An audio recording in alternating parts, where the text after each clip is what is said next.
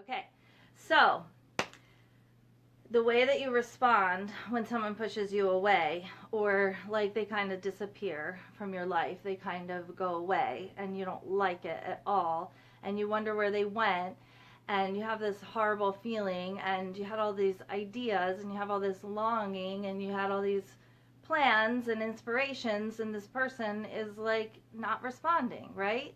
We all know that feeling. The way that you respond to that is the opposite of everything that you're inclined to do and everything that you're feeling, is that you go off and you go your own way and you do your own thing and you completely distance yourself as they distance themselves entirely. And so I recommend doing this for like 24, 48, 4 days, okay? So 24 hours, 48 hours, if this person really cares about you, they're going to come back around. They're going to be like, where'd you go? You know, like all of a sudden you're not reaching out to me. You're not talking to me. Like, what happened? And so this gives you a lot of information about how this person's really feeling about you, right? 4 days, if they haven't reached out to you, that gives you a lot of information about how this person really feels about you, or whether this person is really capable of considering your emotions and your needs in this time in their life, okay? And so you have to realize that when somebody takes space and takes distance, they're aware that they can contact you. They're aware that they're not contacting you. And basically they've taken the space and this distance for some reason, for some need for preservation of them, of their own space, of their own energy. All right, Jason, tell me why I'm wrong. So anything that you do that like kind of impacts that space, that decreases that space, that compresses that space for them, anything that you do is actually like perceived as a threat. It's actually like, you know, on a deep level, like taken as like a threat, like an intense, like aggressive act on your part. So if this person takes, you know, comes around within 24, within 48 hours, then you have a really good sense that like when you pull away, this person notices that this person is very connected with you emotionally and energetically, and they're showing up again to care for you and care for your needs, and they have some space in their reality to consider you. And you know, whether that's like how they feel. Well, yeah. Right. So Rai says, what if somebody got kidnapped? Like, yes, that's different. And you do want to make sure that that's not the case. Okay. So you do want to make sure that this person you care about is safe and they haven't been kidnapped and they're not like, you know, restrained in their home or something. But basically, like, you're getting some information about how they feel about you, about what kind of energetic space they have to consider someone else emotionally in their life at this time. Hi, Leora. So anyway,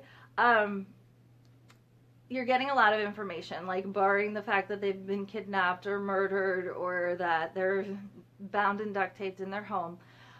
You're getting information about how they feel about you, or like what they're really capable of offering at this point in their life.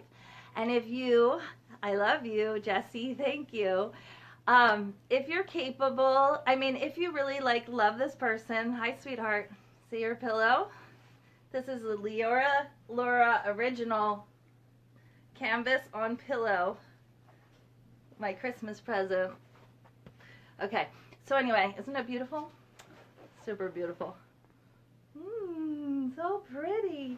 Okay, so if you still like really genuinely want to like continue to share connection and compassion and emotion with this person, then that's great. Like, it's really great that you are like genuine and compassionate enough that you can truly offer like love and compassion and understanding, like from yourself without needing anything back from them.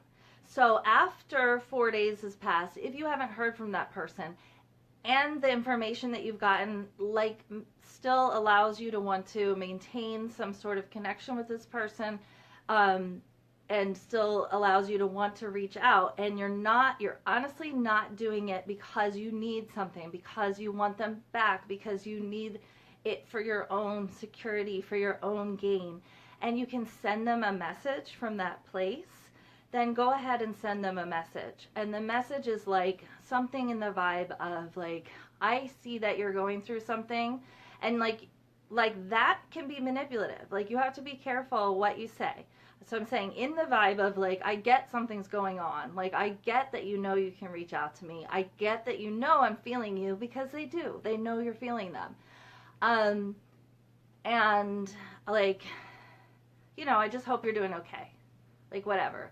So if you can like care enough genuinely from your unselfish, like wholesome place, even though you've been rattled by this disconnection and everything, if you can genuinely, Rye's saying this makes sense. I'm going to read your comment a little bit more in a moment, Rye, but thanks for watching. But if you can genuinely, like, from a really wholesome, solid place, like, send some love and some energy in their direction that in no way they could perceive as needy, in no way they could perceive as threatening, in no way are you somehow trying to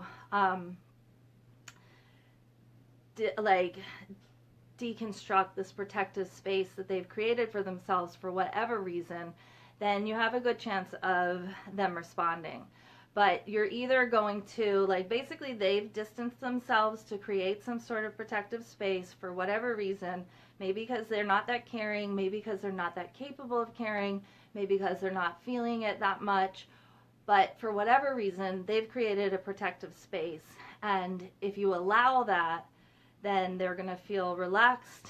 And if you don't allow that, then they're going to feel threatened, and they're either going to get pushed further away, or they're going to retaliate by saying, stop contacting me altogether. You know, they might feel like they need to take a stronger move. So even though it's the opposite of what you're inclined to do, to go the other direction when someone's pulling away, I mean, it's like they're a magnet and they're drawing you the way that they're going, and it's very hard for you at first to turn the tides and go your own way and do your own thing.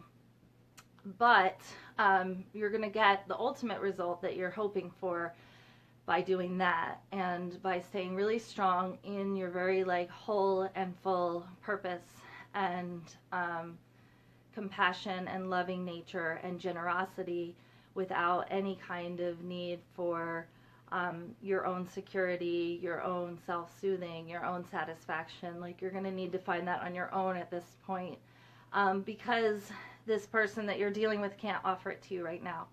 And if it does take like 4 days, I think there's a pretty good sign that this person's not going to be capable of fully offering that to you in a whole consistent way at this point in their lives. Okay? So I hope that was helpful. Hi, Angel. Good to see you. Let's see. This makes sense to not come from a needy way. It can make the person feel like drowning and pulling the other down. Yeah.